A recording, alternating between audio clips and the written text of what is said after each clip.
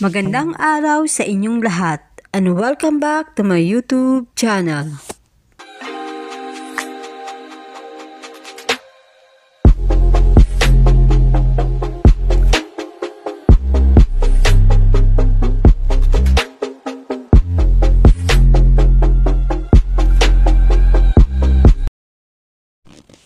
Libo-libong Pinoy ang pageant fans ang nadismaya matapos mamigo ng pambato ng Pilipinas na si Michelle D na makapasok sa top 5 sa Miss Universe 2023 na ginanap noong November 19, 2023.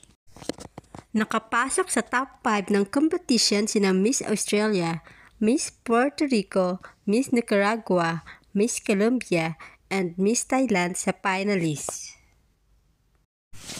Labis na kinalungkot ng mga Pinoy netizens na nagpainit sa desisyon nito sa tunggalian sa pagitan ng Pilipinas at ng Thailand. Ito, inakusahan ng netizens ang organization ng pagluluto ng mga resulta. Pinost kasi ng Miss Universe page sa kanilang story ang resulta ng top 5 finalists. Pero si Miss D ang na-picture imbes na si Miss Thailand contestant.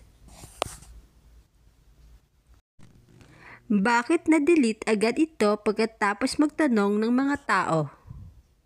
Nagkamali lang nga ba o nagkaroon ng cooking show sa naganap na Miss Universe 2023? Ang tanong ng isang netizen. Gown is the best sa kanilang lahat. Pero anong nangyari? Natatakot talaga sila na baka kunin ng Pilipinas. O baka makapasok na siya sa top 5 kaya kinailangan nilang tanggalin, pahayag ng isang netizen. May teorya pa nga na kasalukuyang CEO ng Miss Universe ay ang Thai business woman na si Jakapong Jakrajutativ o si Kun An Jakrajutativ. Ay minapula ang resulta para paboran ang kanilang bansa. Mabilis na na-screenshot ng netizen ang nasabing post, kaya agad itong nag-trending at pinag-usapan ng netizens sa social media. Humihingi ngayon ng sagot ang mga netizens sa trending top 5 na resulta sa management ng Miss Universe 2023. Ayon sa karamihan, kailangan umano nila itong sagutin bakit una itong naging post. Maging ang 2018 Miss Universe na si Catriona Gay ay dismayado din dahil nga di nakapasok si Miss D sa top 5. Gayong kitang-kita naman na deserves nito ang makapasok sa top 5 dahil na rin sa ganda ng pinakitang performance. Samantala, agad-agad naman inanunsyo ang top 20 at talaga namang nagsigawan. At proud na proud ang mga Pilipino nang marinig ang pangalang Philippines. Sa kabilang banda, hindi naman tayo binigo ni Michelle D dahil pasok siya sa top swimsuit competition at nakapasok nga siya sa top 10. Sobrang happy nga ni Michelle D, ganun din ng mga Pilipino dahil nabigyan ng pagkakataong mairampa ang upward o expert gown. Samantalang, pagkatapos i-anunsyo ang top 5 ay di na makapaniwala ang sambayan ng Pilipino na hindi nakasama sa top 5 si Michelle D. Dahil aminin man natin o hindi, ang kanyang gown ang pinakamaganda o pinaka-unique sa lahat. Kakibat ito, may napansin ang mga Pilipino pageant fans na ipinost ng Miss Universo El Salvador.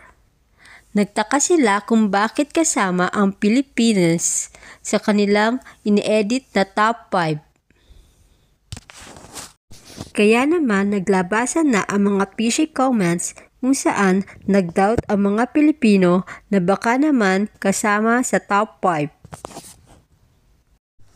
Mababasa rin na nag-post sa Twitter account ang BFF niyang si Rian Ramos, something fishy. sabi nito. Nag-post din ang kanyang kaibigan na si Max Colin sa Twitter. Inanunsyo na nga ang top 2 at natira ang Miss Nicaragua at Miss Thailand. Hinirang naman na Miss Universe 2023 si Miss Nicaragua. Kaakibat man nito, full support pa din ang nanay ni Michelle D na si Melanie Marquez. Tapos na nga ang 2023 Miss Universe. Anuman ang naging resulta ay tanggapin na lamang natin dahil sa puso ng mga Pilipino, panalo pa din si Michelle D. Congratulations, Michelle D. And congratulations, Miss Universe 2023, Miss Nicaragua. Maraming salamat sa inyong lahat and thank you for watching. God bless. Rain comes higher and you'll sit there and yourself looking mighty fine.